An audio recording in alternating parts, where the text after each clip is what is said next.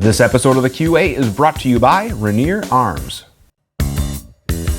Hey guys, my name is Dave Tim from Guns and Tactics. Thank you very much for checking out this video. It is the last Monday of the month, which means it is time for the QA. Now, those of you that are regular viewers of the show, you know how this works. You send us your questions, I do my best to answer them, and in order for you to ask your question, you have to email us at the address shown below, which I will pop up right now thanks to the magic of editing, which is the QA@gunsandtactics.com, or you can leave a comment on this video or our social media outlets, and I do my best to try to stay up on all of the comments, but sometimes they get lost, so it's always best to email, boom, the QA@gunsandtactics.com. Best bet to get your question in on the show is to email. So first off, I do want to thank you guys for questions. I think we got like 10 questions this month. A few of them were kind of short, easy, so I replied to those via email, and they were kind of repetitive of past stuff. And then I had to kind of whittle it down just to kind of keep this episode relatively manageable as far as length. But it's cool, really cool to see that the segment is growing and your interest is growing and we're getting more questions and more interaction, which is just awesome. I'm really, really excited for that. So thank you for that. Again, email us your questions. The email address that was shown below, there'll be a link in the description below, or you can leave comments. Love to hear from you, and we'd love to see our channel grow. So please like, share, and subscribe as well. Hit that share button. It really does mean a lot. We're really trying to grow our subscriber base on video, social media outlets. We're always trying to increase our presence so we can get good info out to you. Make sure you're following us online at gunsandtactics.com, all of our social media outlets. We sincerely do appreciate that. So let's get rocking and rolling here. This first one is from Chris from Holly, Minnesota, which is a lovely small town. I actually drove through Holly several times when I would drive from like Brainerd to Fargo, and there was this nice little gas station truck stop type place with amazing soup. So, small world. Welcome to the show, Chris. When building an AR, do you feel it's imperative to check and verify Headspace?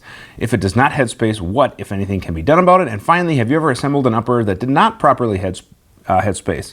Love your channel and the series. Great to see things from a fellow Minnesotan. Well, darn tootin' right back at you. You betcha. That's how we talk here in Minnesota. Anyways, do I feel it's imperative? Yes, I do. You know, I'm an armorer / gunsmith, whatever, so it's just one of the proper things that you should do. However, if you're buying your components from a reputable manufacturer or factory and they're all the same, oftentimes a company that says barrels, for example, will include a bolt that has already been verified, headspaced, whatever. So for those that don't know what headspacing is you have these headspace gauges. They're actually behind the green screen. I'd get them out and show you. Life has been super hectic lately. I've been doing some video work, so that's why I have the green screen up, because I've been doing some client projects. Anyways, got off on a tangent. But a headspace gauge kind of looks like a round, except for it doesn't have a bullet. It's basically a precise gauge that looks like a casing, and that measures at their different sizes, and if you can close the bolt on certain ones, it measures different things. If the chamber is basically too large or too small, which could indicate problems. So when I do assemble uppers or barrels or things like that, yes, I have a set of gauges in the common calibers. Otherwise, if it's a weird Wildcat caliber, I tell the customer right up front, hey, I don't have a headspace gauge for this. Buy a barrel and a bolt from the same manufacturer, or have it checked by that manufacturer of the barrel, or whatever it might be. So do I feel it's imperative? Yes, it's one of the proper things to do. A good quality gunsmith or armorer should be doing that. The manufacturers are doing that. So it's something that should be done. If it does not headspace, what can be done about it? Buy a new bolt or buy a new barrel or send it back. But there's not anything that the end user can do about it. In reality, for me, even as a gunsmith, armorer, there's nothing I do. I replace the bad part and go from there. Have you ever assembled an upper that did not properly headspace? Yes. Lately, life has been pretty good for AR parts, but there was a while there was a lot of junk coming out. A lot of junk to where AR barrels would not headspace. What I do continually see is I see barrels that are actually marked 5.56, but they are actually cut 223 chambers. So they do not headspace with a 5.56 gauge, and yes, there is a difference between a 223 and a 5.56 gauge, even though what the internet says otherwise.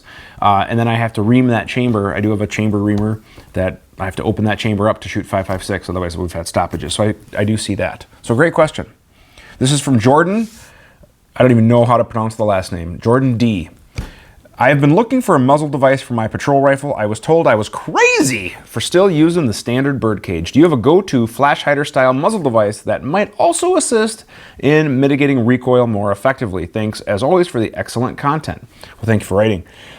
First off, good job on you for thinking about your patrol rifle and wanting to look at some stuff.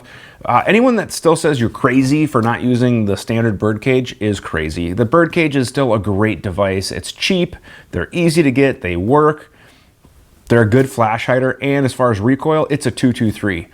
Have a good athletic stance, drive the gun. However, do I have a flash hider style muzzle device? My favorite right now that's not obnoxious is the Bravo company. I can't remember what they call it, like the Mod 1 or something like that.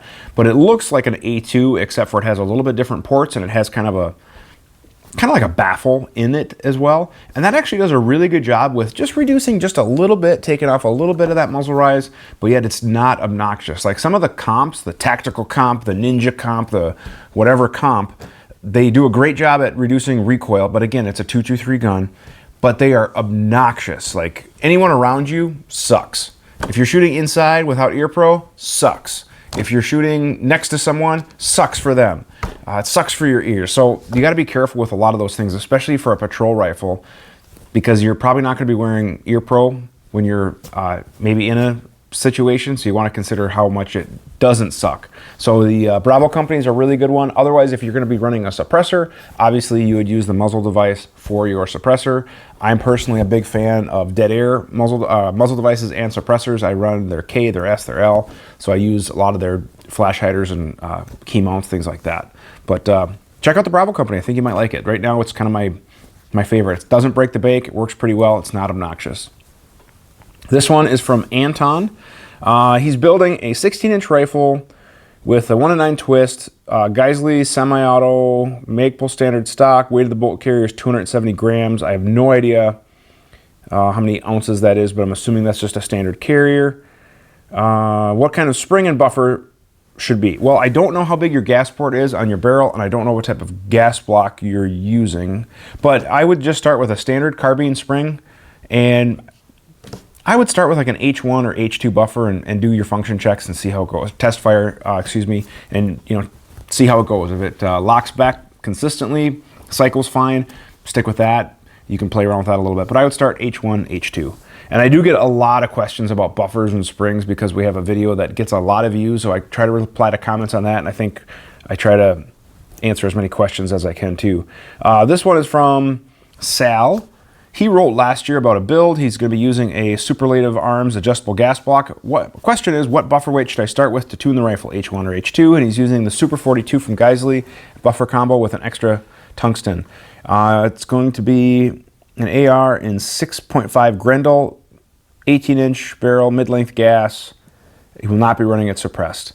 I don't have a ton of time behind the Grendel. I will admit that that is not an area of expertise, but I would start with the H1, and the great thing with the Geisley, if you have the extra weight, you can buy it. Otherwise, right now, probably start with an H1, and then if you want to, you can buy the weight. If it runs great, everything works good, it feels good, you don't have to buy the weight, no big deal. So I would start with the H1. Before we get into the rest of our questions, let's just take a break and thank our sponsor, Renier Arms. If you like buying all the cool, newest, latest, greatest gear for your AR, your handguns, your shotguns, and all sorts of just other cool firearms related stuff, then you definitely want to check out the Apex Club from Renier Arms. The Apex Club offers you free ground shipping, exclusive availability and all the cool new stuff, plus a discount on everything you order for a low yearly fee of $99. It's kind of like taking your favorite primetime thing with your big box wholesale membership, combining them into one, except for you have the awesomeness of Renier Arms and all of their cool catalog, and they are adding stuff all the time, whether it be AR stuff, pistol stuff, handgun stuff,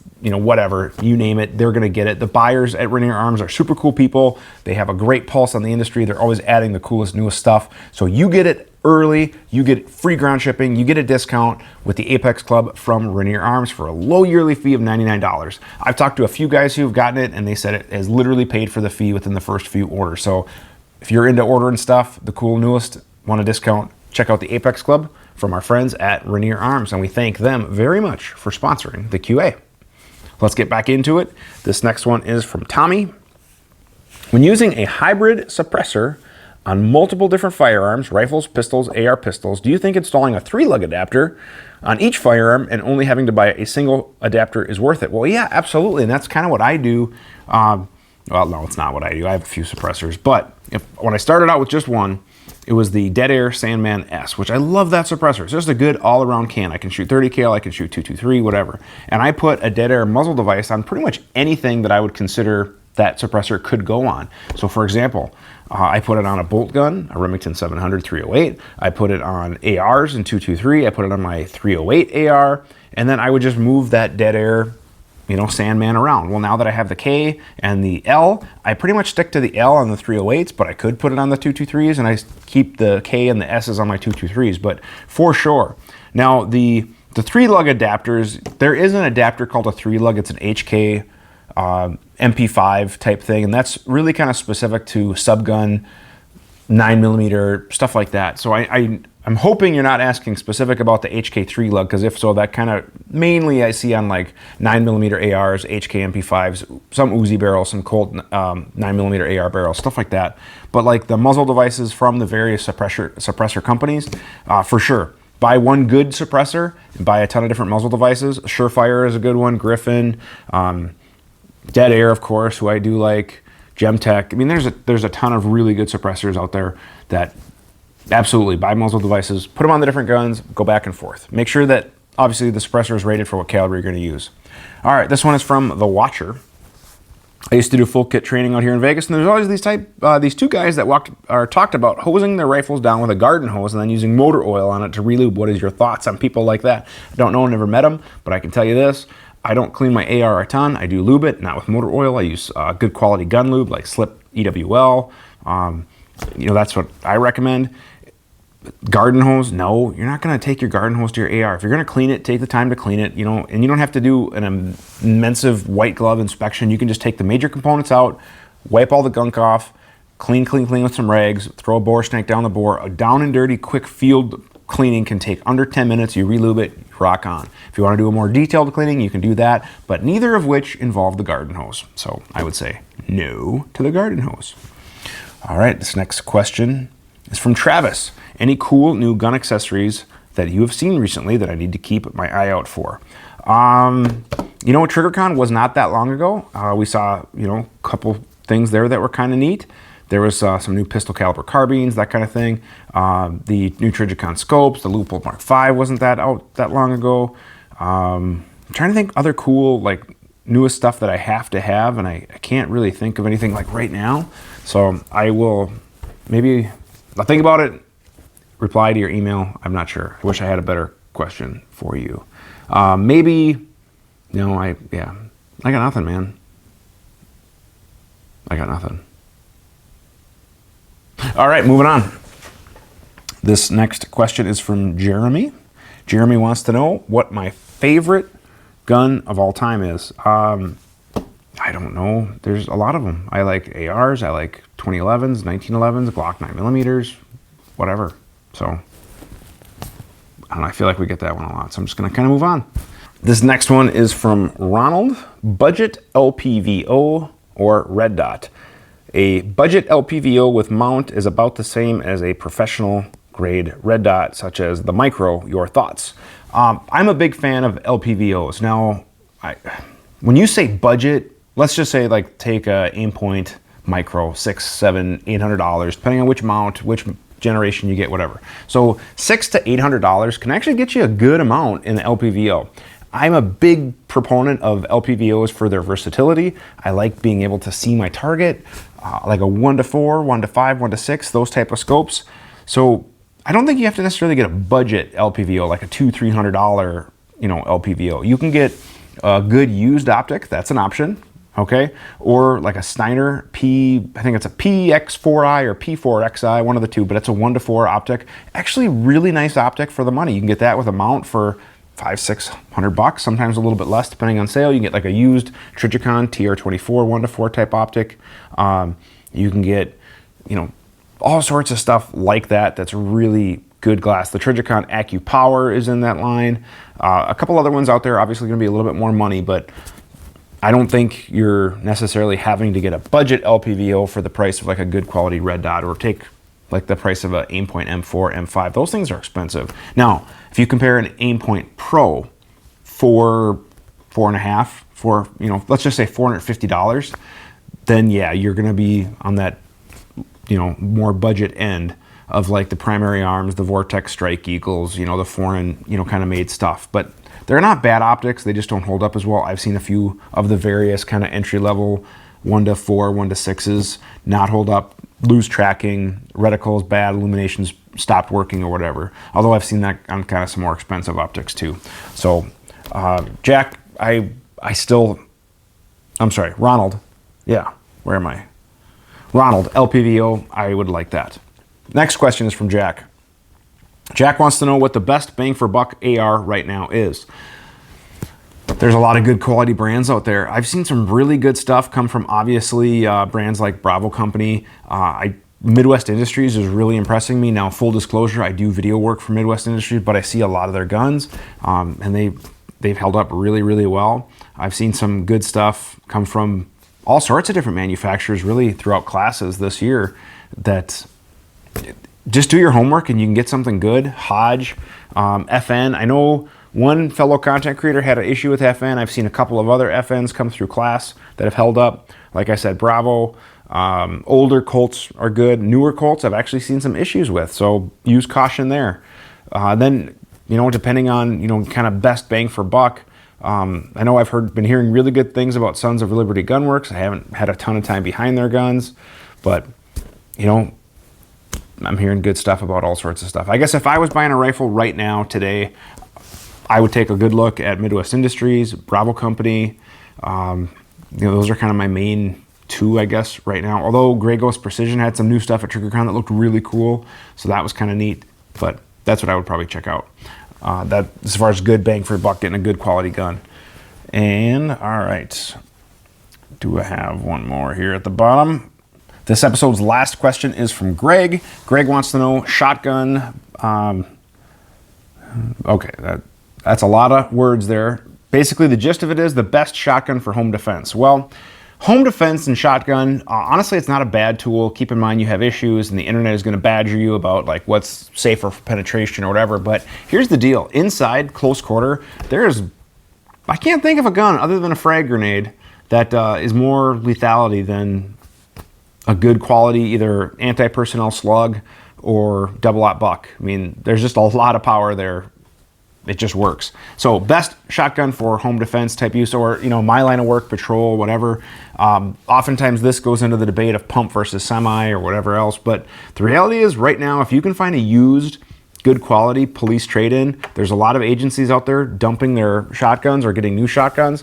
So a Remington Police Magnum, you can get those for under $200, or you can get an old 870 that can be a great gun. You can upgrade it with some sights. So just recently, actually, I've taken a shotgun course with Steve Fisher, his practical shotgun course, and he was telling me about some of the new sight systems from Vang that are coming out for the 870. They're basically taking handgun sights and they're putting them in there, so it's a familiar sight picture. It's fast, it's easy, so that's an option. You can put red dots on them like RMRs or micros. I have ghost rings on mine. I'm going to do the Rob Hot mod to mine. Instead of having a rear ghost ring, I'm going to make it a U, so it's kind of like handgun sights. So you have a lot of options there. 870s are good guns, especially the older ones. The newer ones, they've cheapened them up a little bit, and the commercial ones I don't think are quite as good as they used to be. So try to find an older Police Magnum trade-in. You're good to go, or you can update some of the parts. Maybe we'll do a separate video someday on that on my old channel. I know I hear about it all the time about the pawn shop shotgun that we have not finished. I mean, yes, we finished it, just didn't finish the videos. But anyways, we upgraded a bunch of parts there. So as far as semi versus pump, make sure that your semi-auto is reliable. I have a Benelli M2. I like it. It works great with buckshot and slugs, but with lighter bird shot for training, it doesn't work as well because of the inertia system. The new shotgun that I'm really wanting to check out is that Beretta 1301. Steve had one of those at class. I was kind of impressed. I'm kind of digging it, especially with all the cool accessories you can get now to get Magpul furniture and the Zukov adapter from, I think it's Iridius, or I'm not sure if I'm pronouncing that right, but really cool stuff. So, pretty sweet stuff. As far as ammo, we didn't really get into that, but just use a good round double-aught buck, like a flight control or something like that. Keep in mind, flight control has its limitations. It basically is like shooting a big slug. close up because it's such a tight pattern. But maybe we'll do another video on shotgun stuff. That'd be kind of a fun one to do. So anyways, let's give away a prize. I will be completely honest, I have no idea what we're giving away. This whole month has just been a complete whirlwind. I can't believe it's already the end of the month. I have had a ton of stuff going on, and I'm kind of looking forward to October kind of winding down a little bit. But I have no idea what we're giving away. I don't know if it's going to be a frog lube pack. I don't have it. So the good people at Renier Arms are going to send something out to our winner. So let's check our random number generator. I think we answered 10 on the show, which is awesome. Just absolutely awesome. And it is going to number 9, which is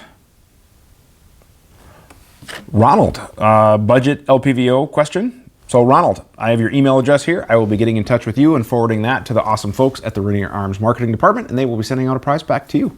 So guys, in order for this episode to keep growing, number 1, we need you to hit that like button. Number 2, I really would love it if you hit the share button. Please tell your gun buddies, tell your shooting friends, tell whoever about this. I need this to grow. And the only way it's going to grow is if more people see it. I want to put out good info for you guys. I want to answer your questions. So please hit that share button. Tell people, social media, YouTube, Facebook, whatever. Share, share, share. Subscribe would be awesome. The more subscribers we get, it really helps out.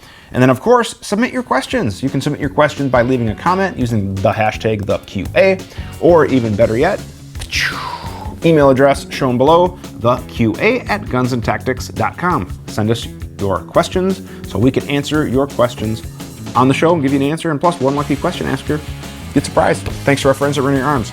That'll do it for this episode. Thank you guys very much for watching. Make sure you're following us on social media and check us out online. Again, like, share, and subscribe. We'll see you in a future episode. Thanks for watching, and have a great day.